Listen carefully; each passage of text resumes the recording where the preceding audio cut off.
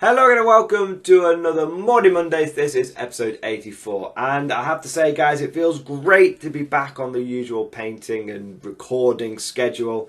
It has been a mad time last week, and the reason for it guys, and apologies that there wasn't as much content last week, but the reason for it was quite simply that number one, the old work, the old real life getting in the way, but number two, the reason that I hope you will forgive me and won't have the commissar, blam me, was that I was painting like a mother flipper.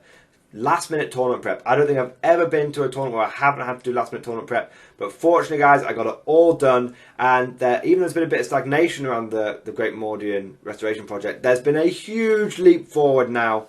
And it's all good. It's all good. So what I'm going to go through today guys, is I'm going to go through what painting I did last week. What hobbying I did. I'll touch a little bit on the event. I'll give you like a bit of an overview, but I'm not going to go in depth on the event today, because that's going to be tomorrow's video where I go through blow by blow what happened in the event. It's going to be a really long video, nice in-depth video, something you can put on and like listen to maybe for like half an hour to maybe a full hour whilst you're painting. You can just bang it on and do some painting whilst I talk about the event and go through some competitive analysis of the old meta.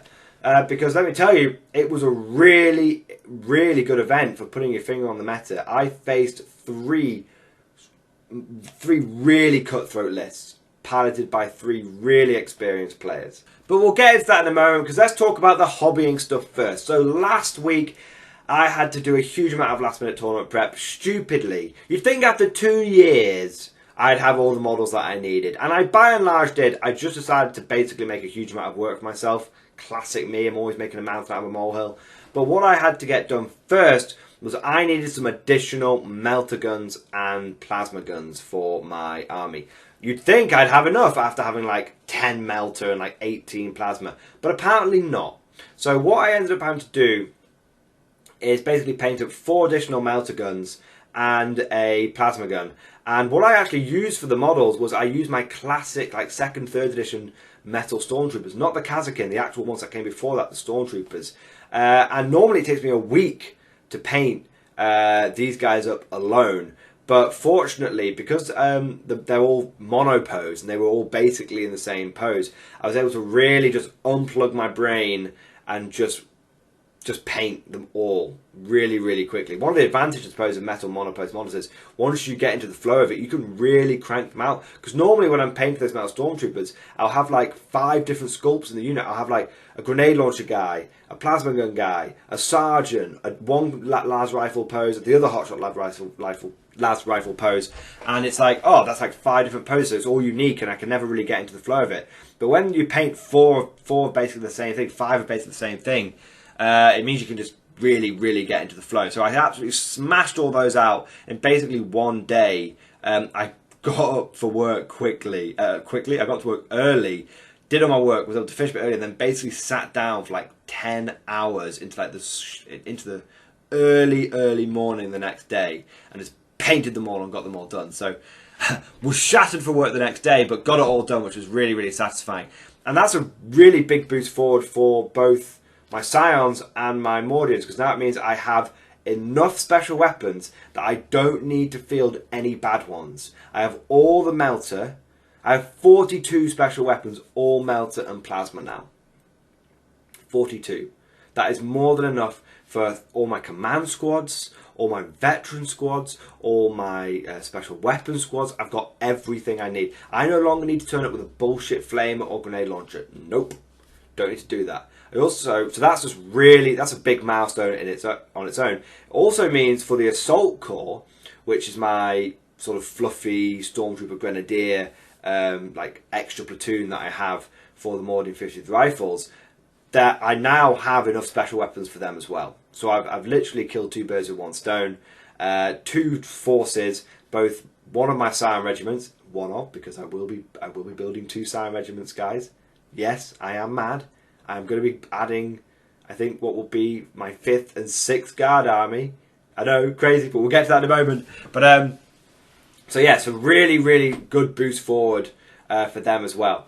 I then, because I was running some actual Scions in my army, but they were in a mixed patrol mixed detachment, sorry.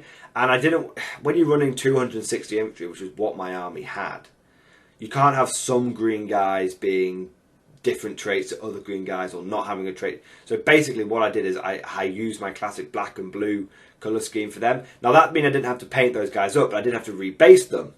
And so I got all that done like relatively early in the week, and then I was like, oh, you know what, I wanted to go for, they had an award at the event that was coolest army, and I thought, you know what, not best painted but coolest. And I thought, you know what, 260 infantry might have a good shot of getting that, and I wanted a good excuse to put the final details on the Mordians. So I actually sat down and painted all of the 50s for the 50th rifles on the shoulder pads of the army. Did all of them for the 260 models. Now there are some that still need doing, but basically, if you take out the scions and like the conscripts, it was like 200 roughly, I think I had to do, roughly. So now all the 50s are done on all the shoulder pads, basically, for that army. So that's like a really huge amount of extra detail put on. And I got all the transfers done as well. So all of those, so I bought like, and I had huge amounts of Sister Battle transfers that I wanted to use as the transfers for my regiment, for like the emblem, because I wanted the skull and the cross because they're meant to be sort of linked to the Templars. They're also meant to be on a bit of like an ecclesiastical redemption crusade. If you know the fluff for the ones with the rifles, you'll know the sort of meaning behind that cross and everything. And I got all of those done. All of those done. It was insane. I'm very surprised that I even have a missus anymore, because I was like, I wasn't going to get all this done in time, and my missus actually pitched in and did about 70 transfers for me while she was just listening to music and like chilling out on Discord. I know it sounds soppy, sorry to get real world for a moment, guys, but I absolutely love her because I did not expect it. She totally like volunteered, basically. She was like, "Oh, did you need a hand?" And I was like, "Yeah, I really do," because she see I was getting stressed out. So anyway, I won't get all mushy about it, guys, but you know, big props to the old missus for giving me a hand there, because don't think I would have got it done in time without her. So yeah, I really, you know, I owe her some serious husband points there. So you know, she's gonna bank on those at some point. Gonna be doing the housework for the rest of the year probably. But anyway, it's all done. So we have all the final details added to the army now. All the transfers, all the shoulder pads done. It's just it's insane, and it made a huge difference looking to the army. The sad part is I actually didn't end up getting Coolest Army Award, but it did go to an absolutely insanely cool World Eaters army. So in the end, I wasn't too sad, because I was going to lose it to anyone. I was happy to lose it to the World Eaters guy, who was like the only other like non-competitive person there. Pardon me. Anyway, so that's the hobbying side of things. So we've got, you know, Scions based, we've got Scions, you know, fully painted, that's all fully painted, and we've got all the transfers done, taking the army to the next level, and it made such a difference. It really did. I had people coming up to me all event saying, "Wow, that army looks amazing, like 260 guys, that's insane." Yeah, so it was really good. Like, even though I didn't win like best paint, I was never going to win best paint, there's some insane armies there. And even though I didn't win that, and I didn't win Coolest Army, I got a huge amount of compliments. And I tell you what, it felt good running the Mordian 50th Rifles again. So I tell you what, we'll move on from the hobbying side of things now, and we'll go into sort of the tournament side of things. I'll give you a bit of an overview. I'm not going to go through the blow-by-blow details. What I'm going to do is I'll just give you the overview, what it was like, some of the armies that I faced and whatnot, and I will save the main details for tomorrow's video. I'm planning on doing like a really long, in-depth video for tomorrow. And it might even be like an hour long or something crazy, but it's something you can just stick on in the background whilst painting, and should be pretty good. So we'll see how it goes. It might be short and sharp. It might be long. We'll see how it goes. Anyway, so the tournament itself. Firstly, really big thank you to the tournament organisers for organising it, because it was a really solid event. Really solid. Now, it was only a small venue. They only had the capacity for 16 people, and it was only going to be like a one-dayer. But let me tell you, maybe there's something to be said for quality over quantity. I know, Commissar, don't shoot me, but maybe there is something to be said for it. because they were just on it. Every table, all the terrain was amazing. I'm going to show you some pictures of that tomorrow, because I took some pictures of each table that I played on. But yeah, terrain was amazing. It was all 3D printed. It was all super meta. So there was L shapes, there was forest, there was line of sight blocking stuff, there was ruins. It was all set up in a really competitive manner. There was none of this like the top tables have got good stuff and the bottom tables have got like crappy like 4th edition, 3rd edition terrain. It was all done properly. They had table service, free water, tea and coffee. They came out and checked 2 or 3 times every game at least. You could bring your own alcoholic beverages or other pop and stuff that they didn't sell. They did have some stuff that they did sell as well that you could buy there, but they had a bring your own bottle policy if you wanted to. And that's absolutely fantastic because the event itself was, I would say, a little expensive for a one-day. It was £27.50 for a one-day event. Now, normally you would, maybe I'm a little out of date, but you normally would expect maybe like £15 for like a one-day event. So this was a bit more expensive. You know, it was almost double. But you did fit, I felt like I got my money's worth and then some. Because all the terrain was really good. All of the table service was really good. The rounds ran perfectly on time. And it was just a really tight event. So it was very much worth paying the extra amount because you got a solid event for that. You got a solid event. So that's really good. What else? The venue itself, really well laid out, very sort of COVID conscious, good space between the tables. To be honest, even if COVID consciousness wasn't like a thing, I actually really liked how well spaced everything out because sometimes you can feel too cramped in an event when they cram them in like sardines. It just felt good. Again, quantity over quality. Now they didn't have it set up for their first event, but every table had the potential, and you could see they were sort of setting this up. Every table had the potential to be live streamed and filmed. They had like a control room that they were partway through setting up. So this event, I guess, was, I reckon they'd have it ready for next month's event. They sort of, I guess, got a bit excited. Like, we've got the tables, let's do an event. But yeah, in the future, I'm very much going to be going back. All I can say is, I mean, the best phrase I can say is I will be going back. And I could definitely see it becoming a regular thing. I think they're going to be doing it every month. I hope they do. Because, like I said, really well laid out, and it was just really well done. So, and the venue was great, very well themed, all that kind of stuff. Toilets, all that kind of stuff. It was just really good. Food wasn't provided, but they did have like some business arrangements set up with local places. There was loads of food and drink nearby. There was parking nearby. There was just everything. So it was really good. So I would say little expensive, but well worth the money. So and I should have said where it was hosted was the Honest Wargamer. It was in Nottingham, and the event was called Captain's Clash. It was Captain's Clash #1. Probably should have said that at the beginning, but anyway. So it was just solid, really good. So in terms of what was the meta like, what was it going to be like? Typically, what's funny, it's really funny, with these one-dayers, normally, and with it being like a smaller event and almost feeling a bit like a bit of a just classic local friendly gaming store, when I first signed up to this, I thought it was going to be just a friendly event. And what was funny is, because I thought it was going to be a friendly event, I actually introduced one of my friends to the tournament scene for the first time. It was his first event.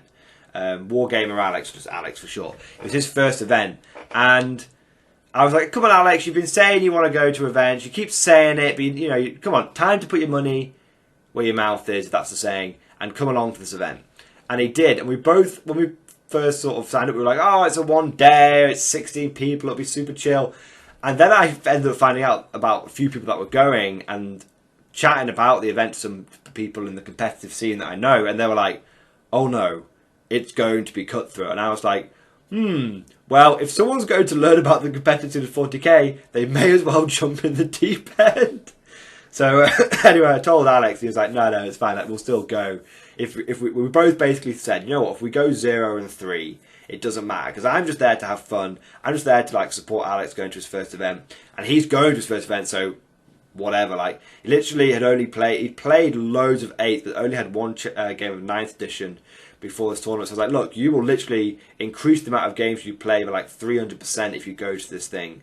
So just get some 9th under your belt. Get some, stop theory crafting things and start playing, like, start learning things from like real world experience, which is always infinitely more valuable. So it was cutthroat. There was 16 players, and out of those 16, there were 4 fluffy lists.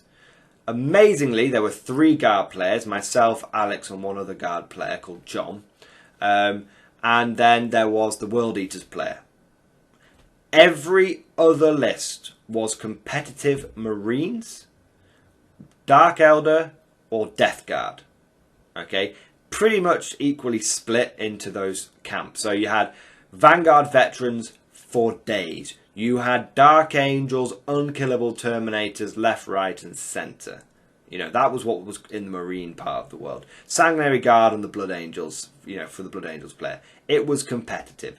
Death Guard side of things, every player turned it with Death Shroud Terminators or Blight Lord Terminators, and every player was running Poxwalkers and Contempt. Every Marine player and Death Guard player was running Contempt Dreadnoughts with the Volkite guns. Every single one of them.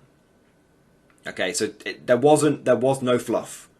Okay, and then there's a Dark Elder player. There's only the one Dark Elder, I should say. Maybe there was 2. I can't remember. I played the Dark Elder player, and he ended up winning the tournament. No surprise. And he had, just an absolutely brutal list. And very, very. He had Real Space Raid. He had all the tools. He had witches. He had homunculus stuff. He had a bit of coven stuff. Really, really well balanced list, and he ended up winning. He only ended up dropping over his 3 games 25 points, literally. So out of 3 games, he scored 270 victory points, 275 victory points. So Dark Elder, even after the nerf, they're playing a different game, and that's just the way it is.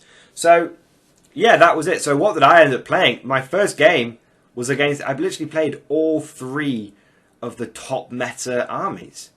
I played against Death Guard for my first game. He had Death Shrouds. He had Poxwalkers. He had Contempt of Dreadnoughts with Volkite. And it was a really, and it was a real test of the Mordian 50th Rifles, because I'm there running Guard, bottom tier faction. Literally, I'm having Guard's having a wet fish fight with Thousand Suns for the worst army, So I'm there with my Guard, and there with my fluffy Mordian 50th Rifles, but I have tuned it up to be as nasty as it can be. And the first army that I play against, I draw competitive Death Guard. Now my opponent, it was his first 9th edition event, but to be fair, for a lot of people in the UK, it's their first 9th edition event. So it's not really saying much. But he had played a lot with this army. And whilst he was new to competitive 9th, he had played a lot of competitive Age of Sigmar. So fair play to him. And he knew what he was doing with his army. He didn't make a wrong move. Now I won't go. I'm not going to spoil anything. You'll have to watch tomorrow's video to find out how I did and everything. But that was the first one that I faced. And then the second army that I faced was Dark Angels, the most competitive netless Dark Angels. I have faced it before and it trounced me. I faced it as my second game, and it was brutal. It was brutal, but it was a really good game, and I would say my second game was my favourite game of the event. And then the third game, I faced the Dark Elder player, like the one Dark Elder player there, who ended up going on to win the event. So, it was 3 hard games. And let me tell you, the one spoiler I will give you is I didn't go 0-3. So I did not lose all of my games. But I faced tough armies every single time. And I think it was because I was scoring quite well in all of my games.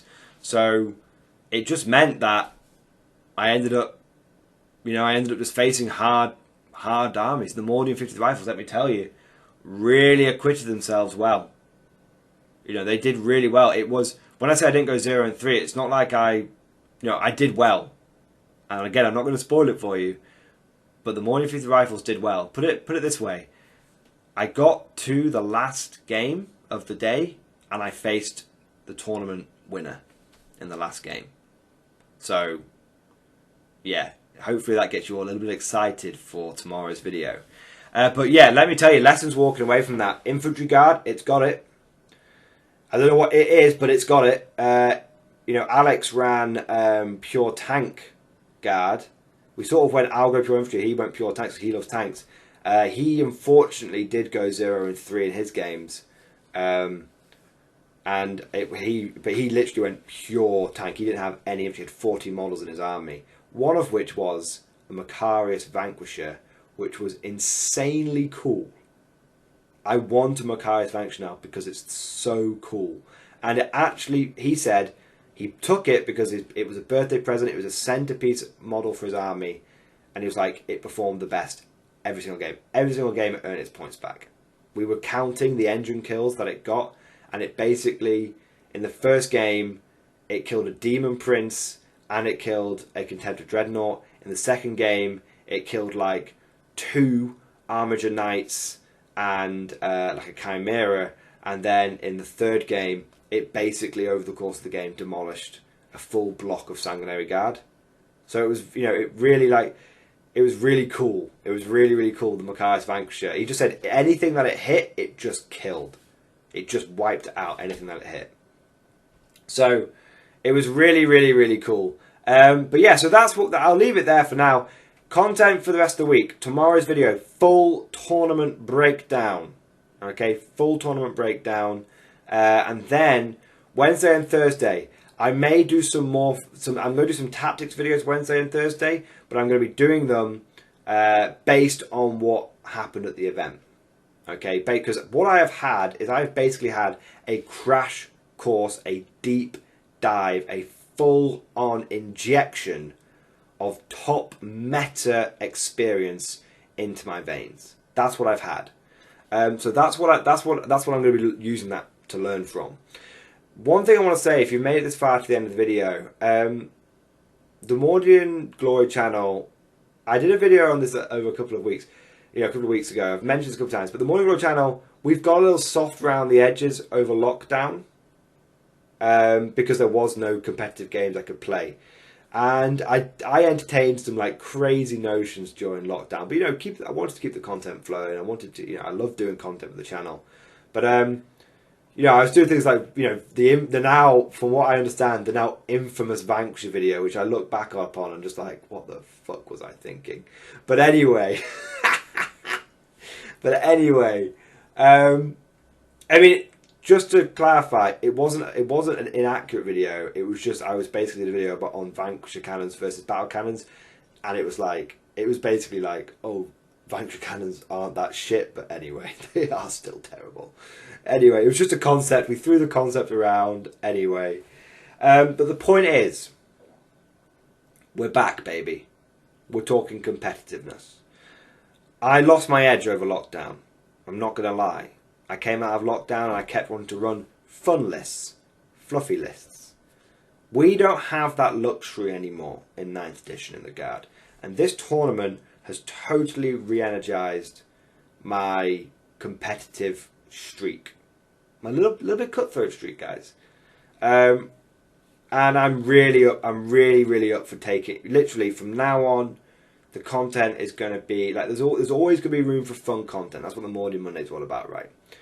But from now on, we're not taking the piss anymore, guys. We are looking at, we're bringing our A game. We're bringing our A game. And if that means that I have to release content in a little bit, let's say I don't release I don't release content for certain armies like my Black Templars or like my Gene Stealer Cult or whatnot. I don't release content for those armies until they are ready and they are competitive. Then that's what it takes.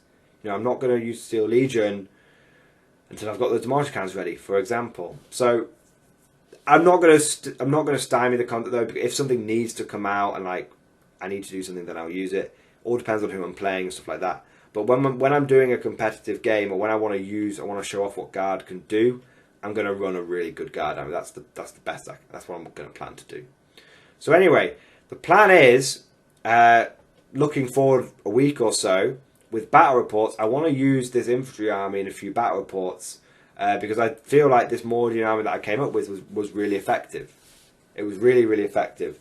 So yeah, look forward to more guard content, quality content. I'm going to be showing off what the guard can do. Less fluffy shit, more cool, more like competitive stuff. And I think I'm just going to like caveat stuff at the beginning of video saying this is a fluff video. Watch this if you are, if you're more casual. And then when it comes to like battle reports, we're like, if I'm doing a cutthroat battle report, I'm going to be like, this is a cutthroat battle report. I am bringing my best shit. It might look a bit wonky on the table, but this is the best I can bring. So we're going to try stuff like that. We'll play it by ear. You guys know this channel's a bit of a melting pot. You know that I do what I can do. But we'll see how it goes. We'll see how it goes. And of course, I am always open to feedback. If I start doing the competitive stuff and there's a general outcry of we don't like this, then I won't do it. If I do like a fluff video and people are like, this is all well and fluffy, but we want to know how to win, then I'll take that on board. If I get a generally equal amount of feedback, then I'll do an equal amount of content. The point is, guys, you have a say. You have almost like, creative control in a funny sort of way over what the heck I'm going to be doing. Put your feedback down below.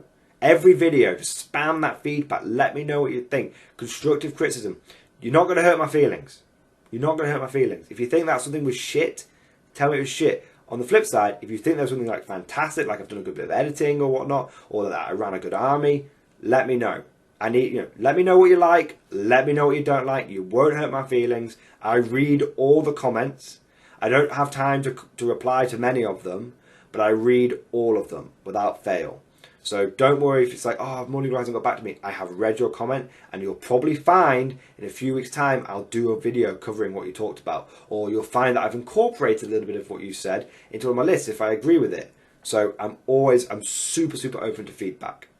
If you put "you are shit," get a new life, I may take that on board. I may not. I can't promise you I'm going to take everything on board if it just seems like you're being mean to me. But anyway, and I guarantee someone's going to put that in the comment section now just to troll me. Anyway, hope you guys enjoyed this video.